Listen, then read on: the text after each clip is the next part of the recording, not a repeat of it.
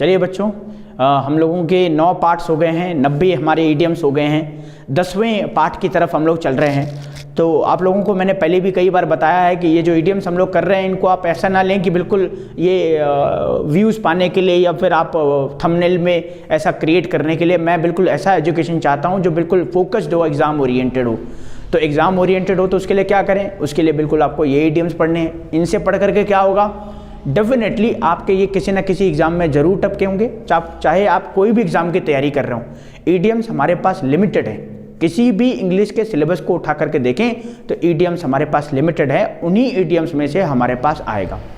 इनमें बहुत सारे ईडियम्स ऐसे हैं जिनमें पहली बार आ गया, जैसे मान लीजिए पहले या दूसरे पार्ट में मैंने एक ईडियम्स किया था मैन ऑफ बोन्स, वो हमारे एनडीए के एग्जाम में आ रखा है।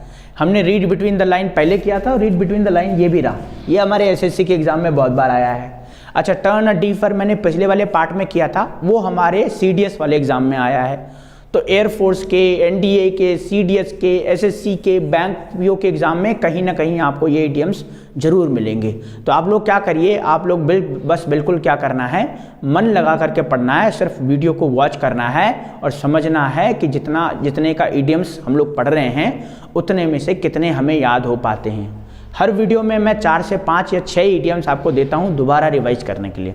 तो चलिए ज़्यादा बात ना करते हुए हम लोग कंटेंट की तरफ बढ़ते हैं। तो ये हम लोगों ने पहला ईडियम्स देखा, wet blanket. Second idioms we have uphill task. क्या मीनिंग है इनका, एक बार आप अपने दिमाग में रिवाइज कर सकते हैं। On the third number we have tall stories. Tall stories क्या होती हैं, रिलेटेड तो स्टोरीज से ही होगा, लेकिन स्टोरीज से रिलेटेड है या फिर किससे रिलेटेड है। तो set the themes on fire, इसका क्या मतलब होगा। Spick and span, suit in the arm, rest on one's laurels. अच्छा, आर्म से हम लोगों ने पिछले ईडियम्स में पढ़ा था कीप एन आर्म्स लेंथ, उसका क्या मीनिंग है। एट्थ की बात करेंगे, rank and file. Then we have read between the line, पहले भी किया है हम लोगों ने। Swan song. तो चलिए जरा इनके मीनिंग्स जाने। तो सबसे पहले वेट ब्लैंकेट की बात करें तो आपने सुना होगा ब्लैंकेट का मतलब होता है, जैसे सर्दियों में हम लोग ब्लैंकेट लेते हैं और जब सर्दियों में ब्लैंकेट रहते हैं तो बड़ा मज़ा आता है, क्योंकि सर्दियाँ हैं और आप बिल्कुल गर्मी में हैं।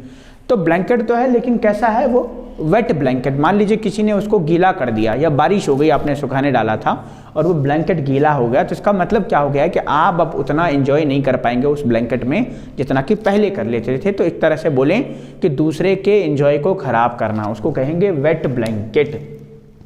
और इसको इंग्लिश में जैसे मर्जी वैसे आप लिखिए, आपको पता होना चाहिए इसका मतलब क्या होता है। टू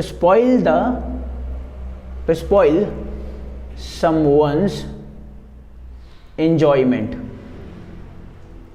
ये हम लोगों का इडियम्स हो गया। अपहिल टास्क की बात करें तो अपहिल टास्क मतलब ज़्यादातर आपको इडियम्स ऐसे मिलेंगे जिनका मीनिंग होगा difficult task, to do the difficult task. ज़्यादातर इडियम्स मतलब आपको तुक्का लगाना है, आपको नहीं पता है और ऑप्शन में अगर ये है तो तुक्का तो ये अब भी है, लेकिन फिर भी आप ज़्यादातर इडियम्स का आप देखेंगे मतलब ये हो जाएगा टू डू इम्पॉसिबल टास्क या डिफिकल्ट टास्क।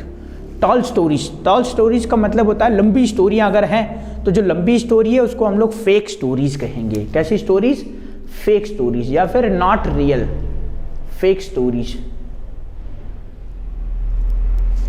उसके बाद करें to set the themes on fire. तो set the themes on fire का मतलब हो गया भाई क्या करना, कि to get the achievements, to get the achievements, to get the achievements. या फिर हिट द नेल भी होता है, इसका एक सिनोनिम्स आप कह सकते हैं हिट द नेल्स या हिट द जैकपॉट भी कह सकते हैं आप इसे, हिट द जैकपॉट। सिनोनिम्स की अगर बात करें, इडियम्स के सिनोनिम्स की, स्पिक एंड स्पैन को आप याद करेंगे neat and clean, speak and span. उसके बाद करेंगे शूट इन द आर्म। आपने पिक्चरों में देखा होगा जनरली विलेन क्या करता है, अपने ही आदमियों को मार करके और फिर अपनी आर्म पे क्या करता है, एक बंदूक चलाता है और फिर उसको अप्रिसिएशन मिलता है। तो वहाँ तो वो विलेन की बात है, लेकिन याद करने के लिए हम लोग कह सकते हैं शूट इन द आर्म का मतलब टू गेट अप्रिसिएशन और इंकरेजमेंट भी बोल सकते हैं आप इसे, अप्रिसिएशन और इंकरेजमेंट भी कह सकते हैं आप। आगे बात करेंगे रेस्ट और वंस लॉरेल्स। लॉरेल्स का मतलब होता है जीतना, इनाम पाना। अब rest on one's laurels, one का मतलब किसी के, लॉरेल्स मतलब इनाम पाने की बात। तो क्या कह रहा है, किसी रेस्ट ऑन वंस लॉरेल्स मतलब किसी दूसरे के अचीवमेंट्स पे रहना। या फिर आप ये भी कह सकते हैं कि आपने क्या किया, आपने अपनी लाइफ में बहुत बड़े झंडे गाड़े हैं लेकिन बाद में आप कुछ नहीं कर रहे हैं, बस उन झंडों के वजह से जो है आप क्या कर रहे हैं, अपनी लाइफ को चला रहे हैं। तो ये कहेंगे to live on past achievements. जैसे कि मैं क्रिकेट का एग्जाम्पल दे सकता हूँ। क्रिकेट में क्या होता है, कई ऐसे प्लेयर होते हैं जो करते तो कुछ नहीं है लेकिन कभी उन्होंने बहुत रन बनाए थे, जैसे रोहित शर्मा की बात करें, कभी उन्होंने बहुत रन बनाए थे 200 250, और हो सकता है कि अब वो रन नहीं बना पा रहे हैं, तो इसका मतलब क्या कर रहे हैं वो, लेकिन अभी भी टीम में कैसे हैं, रेस्ट ऑन वंस लॉरेल्स, या फिर वो पास्ट अचीवमेंट्स पे हैं अपने। रैंक एंड फाइल का मतलब होता है common people, rank and file, और हो सकता है हम लोगों ने इसके बारे में पहले भी पढ़ा हो। Ordinary people, rank and file, ये हम लोगों ने पहले भी पढ़ा है। और रीड बिटवीन द लाइन, मतलब लाइन के अंदर के मीनिंग को समझना, और इसको कहेंगे to know the hidden meaning, HIDDEN, hidden meaning, इसको कहेंगे read between the line. Swan song का मतलब क्या हुआ, स्वैन सॉन्ग का मतलब होता है लास्ट क्रिएशन। लास्ट क्रिएशन मतलब ऐसा कुछ कि आपने ये लास्ट बनाया है, इसके बाद आप कुछ नहीं करोगे, उसको बोलेंगे लास्ट क्रिएशन। तो ये हमारे 10 इडियम्स हो गए। एक बार दोबारा से देख लें। वेट ब्लैंकेट, ब्लैंकेट का मतलब होता है सर्दियों में जैसे आप ब्लैंकेट लेते हैं तो अच्छा सा लगता है, लेकिन वो ब्लैंकेट अगर वेट हो गया, गीला हो गया, तो इसका मतलब क्या हो गया कि आपने क्या कर दिया, वो एंजॉय अब खराब हो गया है, उतना आप एंजॉय नहीं ले पाएंगे। अपील टास्क का मतलब आप कह सकते हैं डिफिकल्ट टास्क है, अपील टास्क। उसके बाद करेंगे भाई टॉल स्टोरीज, लंबी जो स्टोरी होंगी वो फेक होंगी। मान लीजिए कोई स्टोरी है जो 15 दिनों तक चली आ रही है, तो इसका मतलब आपने कुछ उसमें एडिशनल जोड़ दिया है, वो रियल नहीं है। Then we have set the themes on fire, मतलब आप क्या कर रहे हैं, आपने अचीव कर लिया, कुछ अकम्प्लिश कर लिया है। स्पिक एंड स्पैन का मतलब neat and clean. Shoot in the arm, है ना, आर्म पे अगर लगा है तो आप क्या कर रहे हैं, अप्रिशिएशन लेने के लिए आपने ऐसा किया है। रेस्ट ऑन वंस लॉरेल्स, मतलब किसी के अचीवमेंट्स पे रहना, उसको कहेंगे। रैंक एंड फाइल का मतलब कहेंगे हम लोग common people, rank and file. Ordinary people. Read between the line हम लोगों ने पहले भी पढ़ा है, और स्वैन सॉन्ग हम लोगों ने पहले भी करा है, लास्ट क्रिएशन।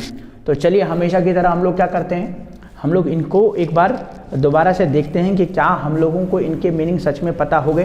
तो सबसे पहले तो मैं इनके मीनिंग्स मिटा देता हूँ बच्चों यहाँ पे। ये लो जी, ये मीनिंग्स हमारे खत्म हो गए।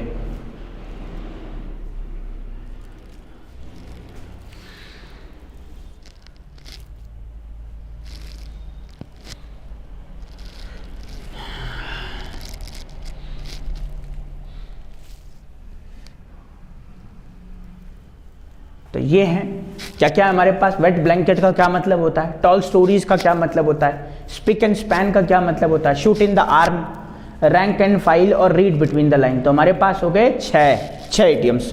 तो इन 6 मीडियम्स के मतलब को आप कमेंट में लिखें अगर आपको पता है, और नहीं पता है तो दोबारा से वीडियो को प्ले करके और इनके मतलब देख सकते हैं। तो आज के हम लोग क्लास यहीं पे रखते हैं।